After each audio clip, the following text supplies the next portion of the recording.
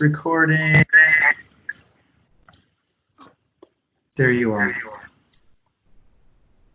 Can you hear me? I can. I'm going to turn you up a little bit. Okay. I'm trying to make sure I don't get any feedback. I'll let you know if I hear myself. Okay. Hi. How are you? Hi. I'm good. Surviving. The group missed you.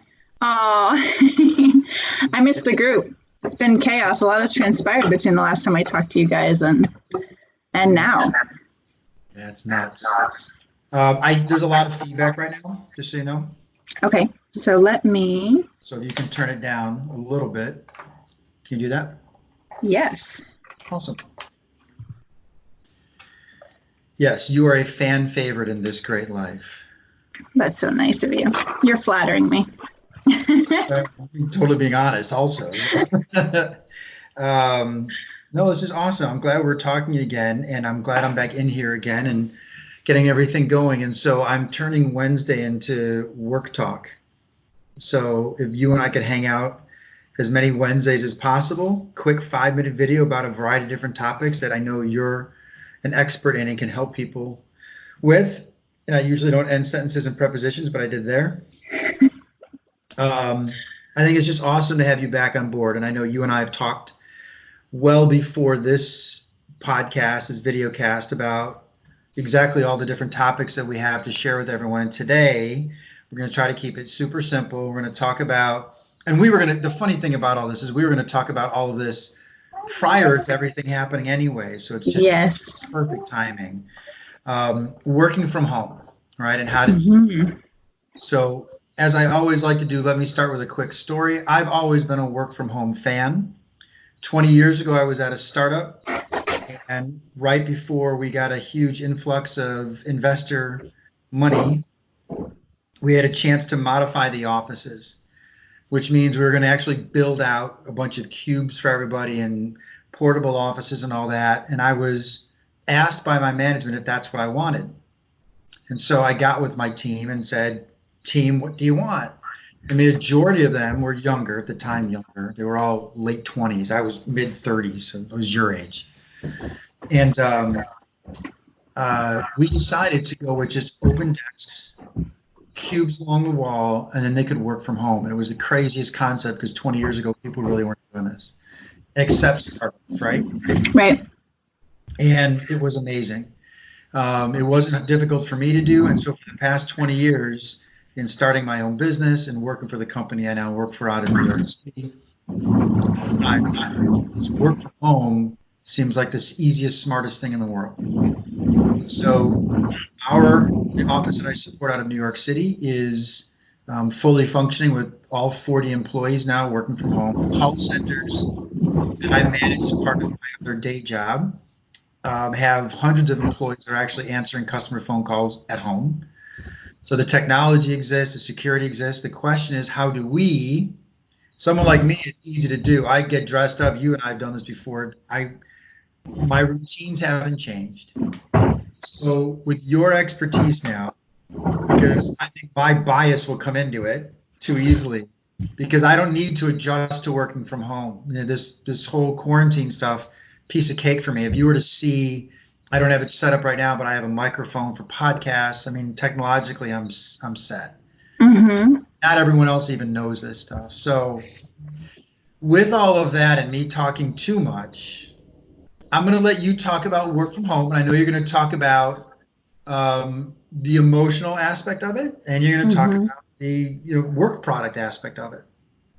So, and I know you've written a lot about this, and if you think there's something documents you want to share with the group, you have the ability to post anything, any of the white papers you've written inside there if you want to do that. Yeah, I would love to post the white paper.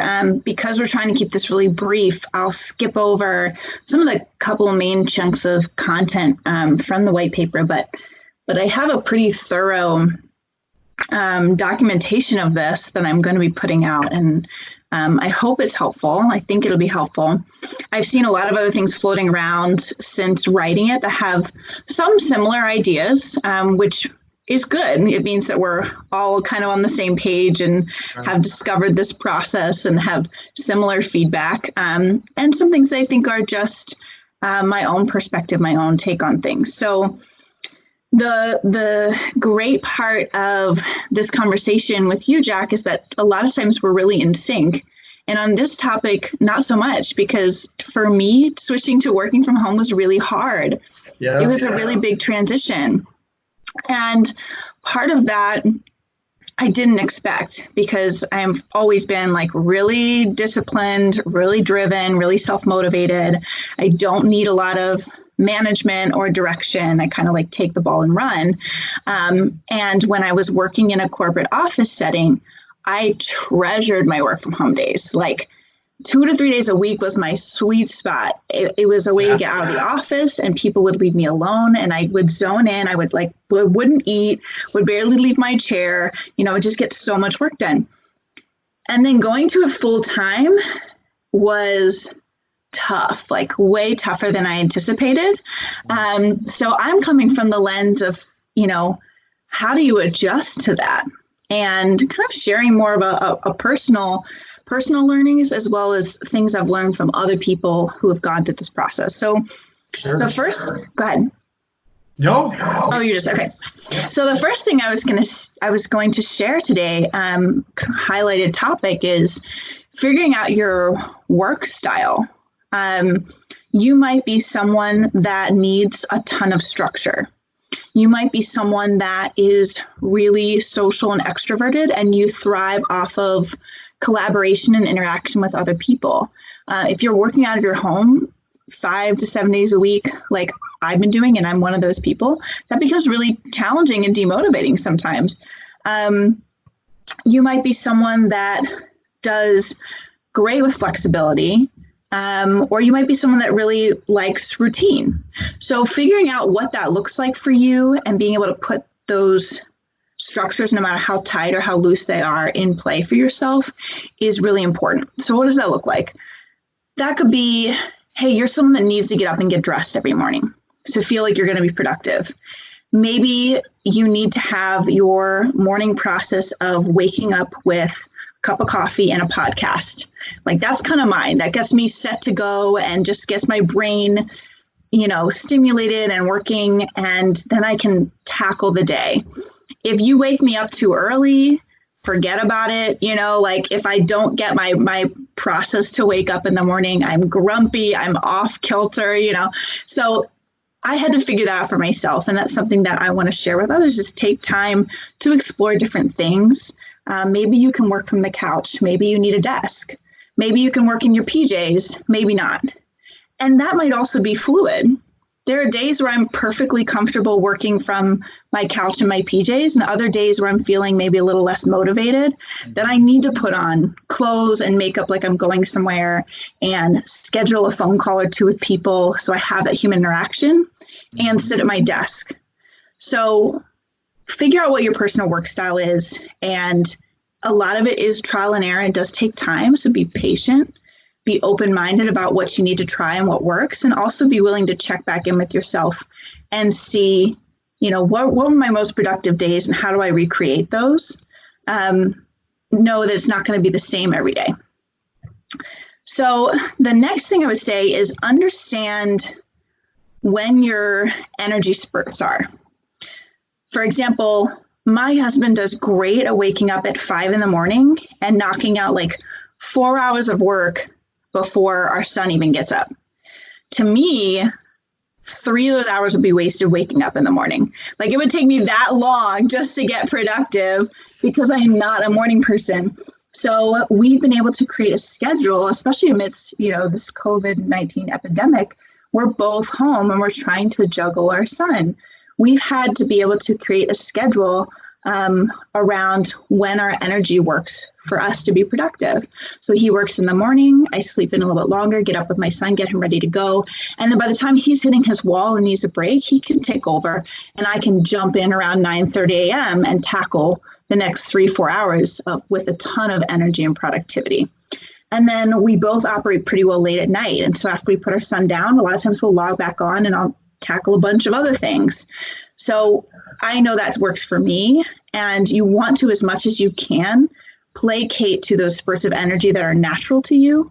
Because if not, you will find that you're having to really pull out that inner motivation. There's so many distractions at home.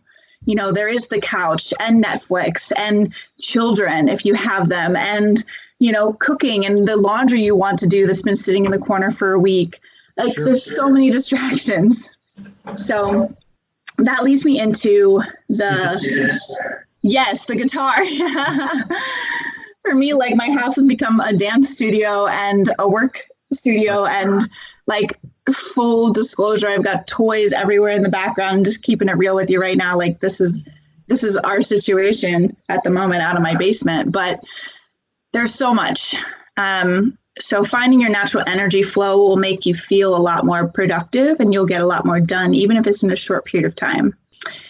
Tagging onto that, I would also say block short periods of time and build in breaks, because it is easy when you're working from home once or twice a week without any disruptions to just tackle 8-9 hours straight without a break. You get into the zone and you just pound it out. If you're doing that 5 days a week, you're not going to be able to sustain it. So the best way to be productive, and there's been a lot of studies to prove this, is to schedule short blocks of time, because when you have other distractions and you know that you only have that time to get things done, you're going to be much more focused and you're going to be firing off what you need to do because there's a constraint. People that operate well under tight deadlines, I am one of them. Like, this is so true.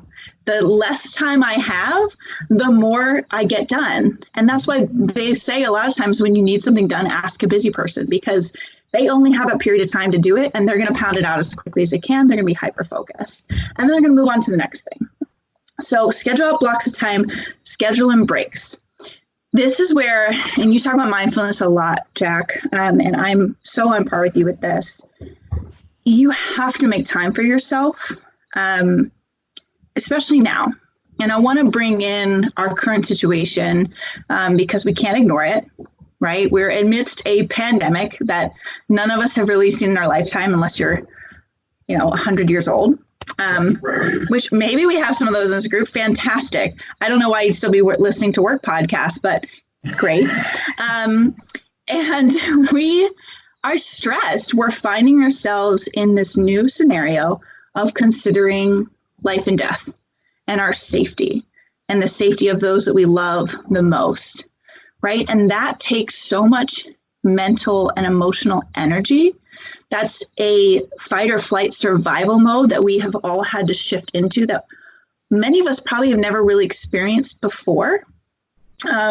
Obviously, there's people in certain socioeconomic classes where they're fighting for survival every day, right? And so they've done studies on people in survival mode and how you don't have the energy to focus on a lot of other things because your brain is just flooded with, how do I get through the day? How do I make sure that I'm safe, my family's safe? You have to have respect for that, because that's a totally new element we're adding into this.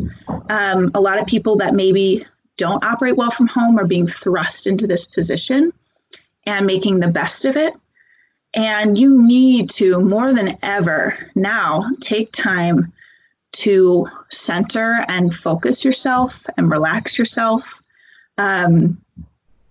I have always touted meditation. I did it this morning. I get off of that too, but some days it's not even meditation for me.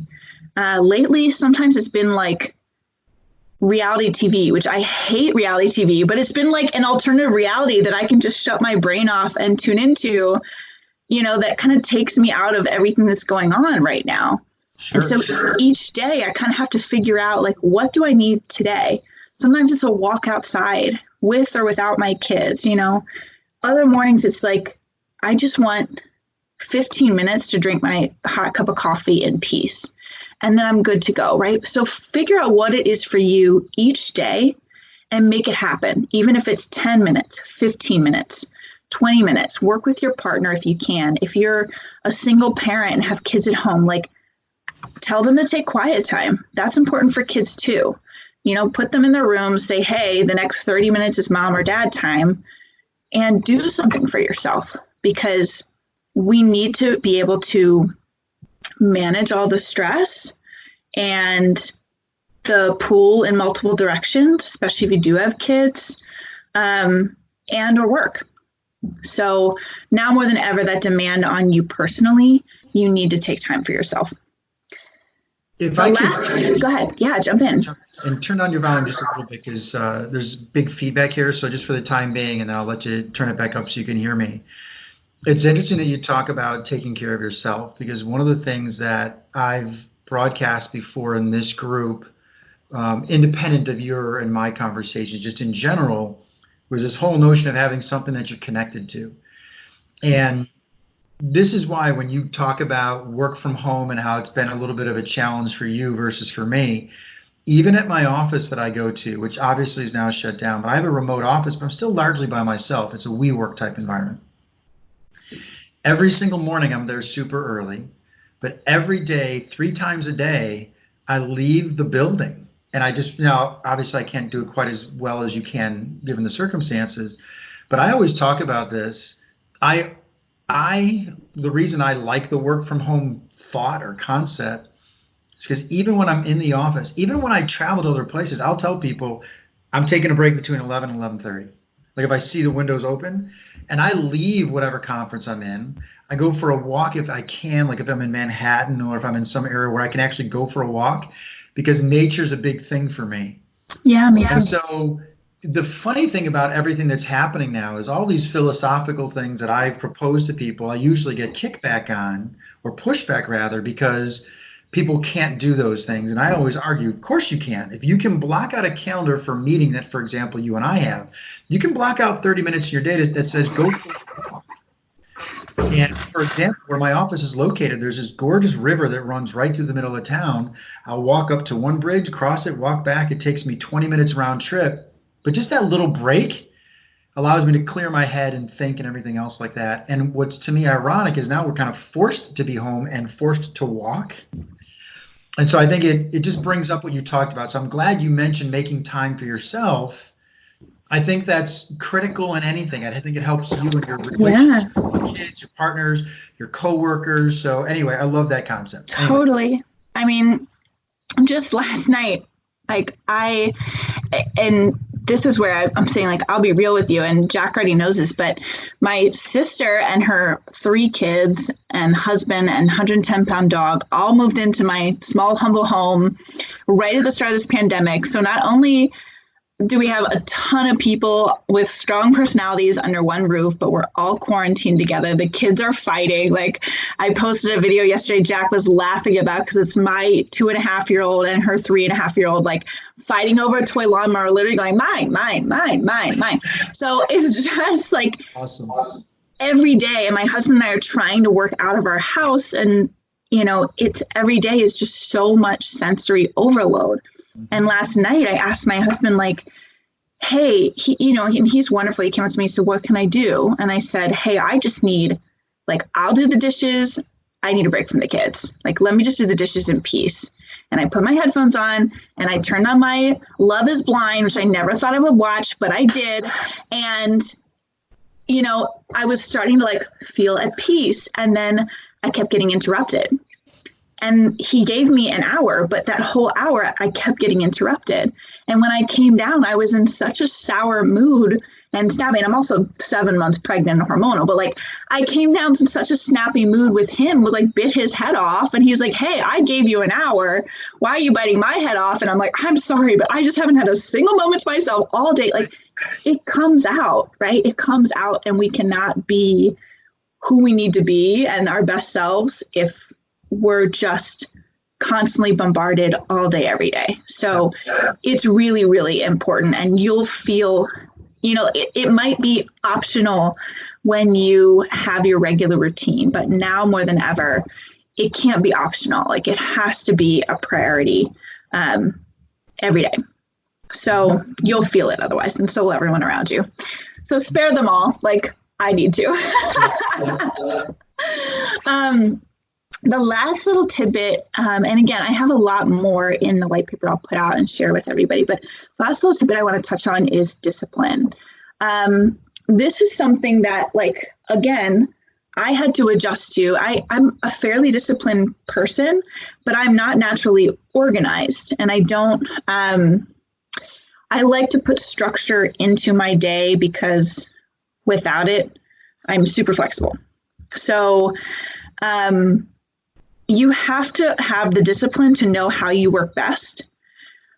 For example, if I have a task that I know I am putting off and procrastinating because it's something that's mindless or boring.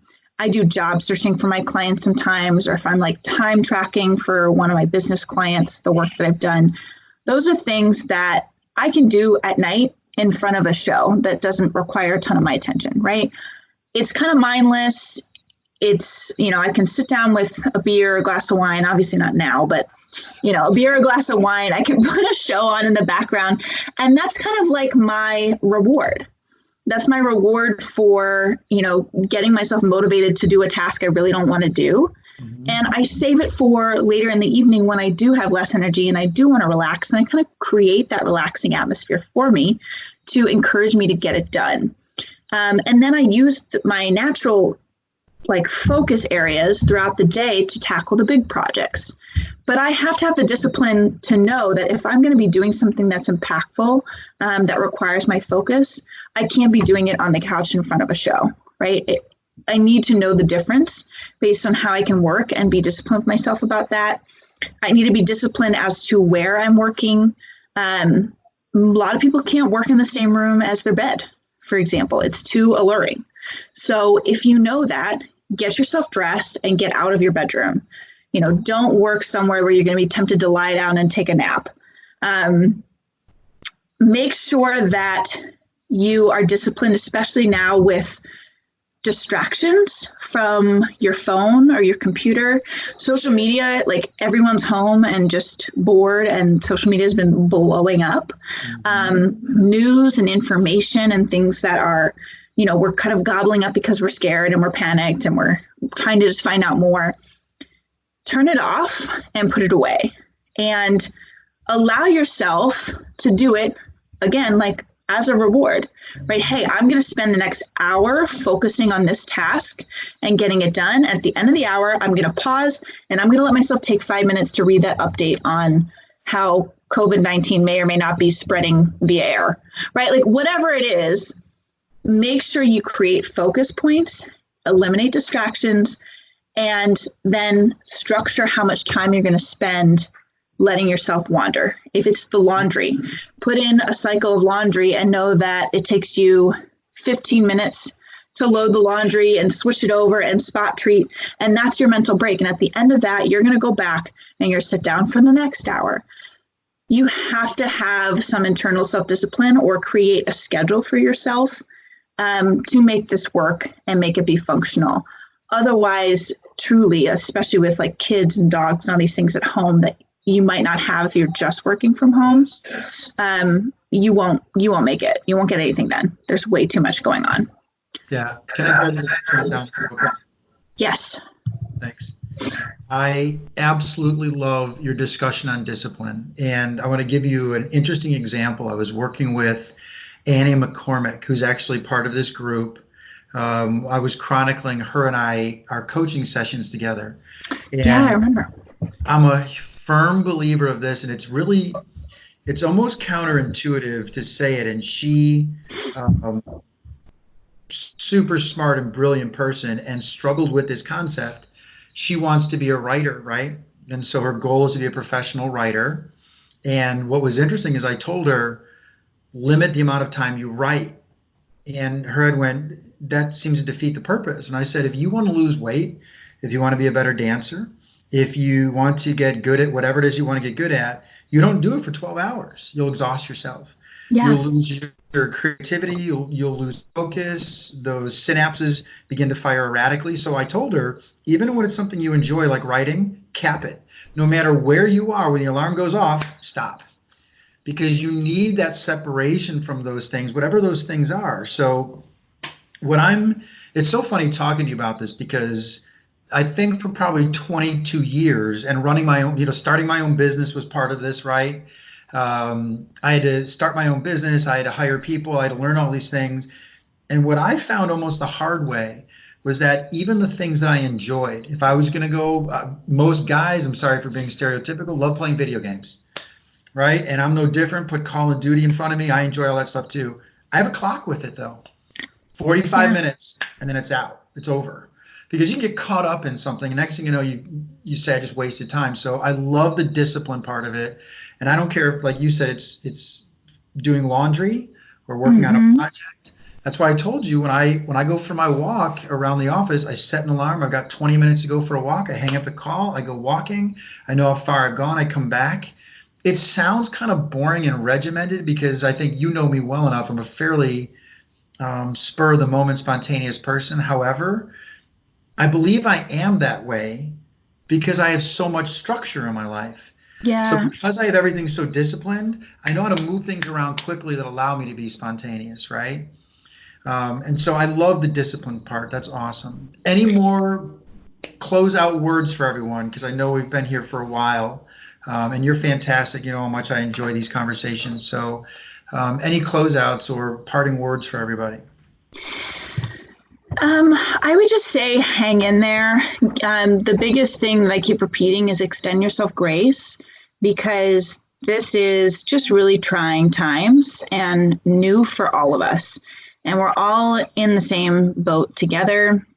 You know, we're all kind of struggling to make this transition. We're all struggling with trying to work out of our house and having distractions and interruptions and, Sure. you know, communicate, communicate as well. So extend yourself grace, talk to yourself, you know, let yourself know it's okay. We're all going through this. It's new.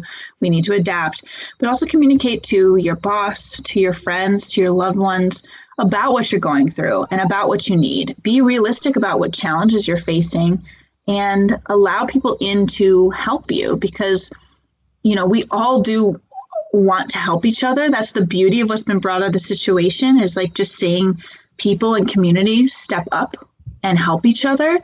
And whatever you're going through, you're probably not the first one and nor will be the last one to go through it. So you're not alone. Like leverage each other. The more that you can be communicative and open and transparent, the more likely someone can come in with a really good idea that just sticks and works for you. And then you can try. You can try things on for size and see what works and what doesn't. Awesome. All right. I feel like I'm blending into my background right now. Like I picked like a yellow like dress with like yeah.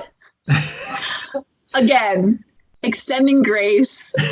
None of us are in ideal situations at the moment, so pardon my. You're doing great. You know that you always do great. I always appreciate you. So you're doing awesome. Thank you. Oh my goodness. Thank you. Thanks for Remember taking the what time. you now? Do you remember? Oh, peace. And I always get that wrong. Got it. Hey, thanks. I'm gonna stop this right now, okay? All Uh, right. you have an awesome, awesome rest of your day, okay? Thank you. You guys too. Thanks. We'll see Bye. you. Bye.